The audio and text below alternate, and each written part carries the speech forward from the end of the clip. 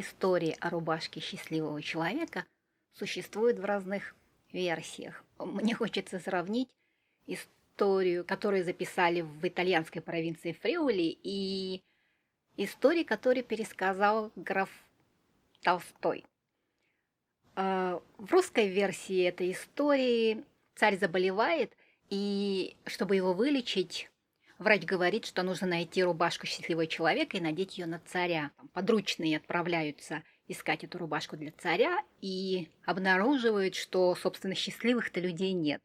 У одних то здоровья не хватает, у других денег. Если все есть, то жена не хороша, дети не удались и так дальше. То есть все чем-то недовольны и находят избушку бедного человека, который говорит, что слава богу, поработал, сейчас покушаю и лягу спать, мне ничего больше не надо.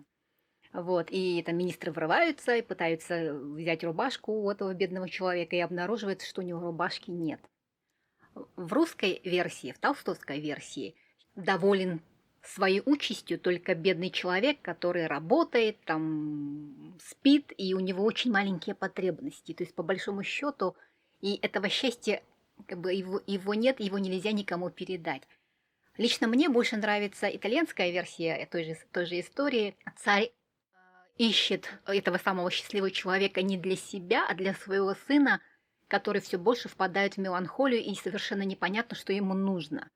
То есть это не потому начинается поиск за этим счастьем, что царь нездоров. Там сначала ему приводит священник к этому царю, и хотя священник говорит, что он всем счастлив, но при этом он не отказывается служить у царя, на что царь говорит: уходи отсюда, потому что мне не нужен человек, который хочет улучшить свою жизнь. Потом, значит, он идет к другому царю, у которого все есть. У него там и казна полна, и мир в доме, он всех врагов победил, и жена хорошая, красивая, и дети симпатичные. И он тоже не может помочь царю в поиске, потому что этот король, он говорит, что я очень переживаю, что у меня все есть, но ведь я умру, и теперь я никому не смогу это передать, и от этой мысли я не могу ночами спать. То есть он тоже несчастлив. И потом, наконец, царь встречает молодого человека, который подрезает лозу и поет. И он говорит, что человек, который так поет беззаботно, наверняка счастлив. И оказывается, что это молодой парень, он действительно доволен своей жизнью. И когда он пытается снять с него рубашку, выясняется, что рубашки-то у него тоже нет.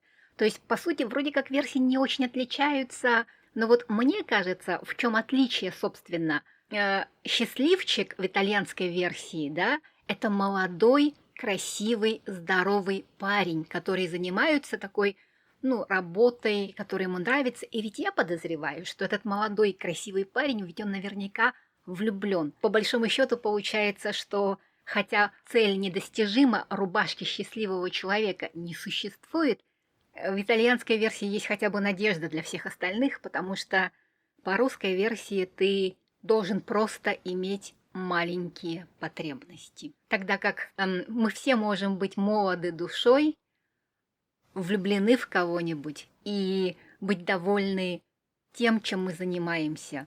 Так что всем нам здоровья, внутренней красоты и влюбленности.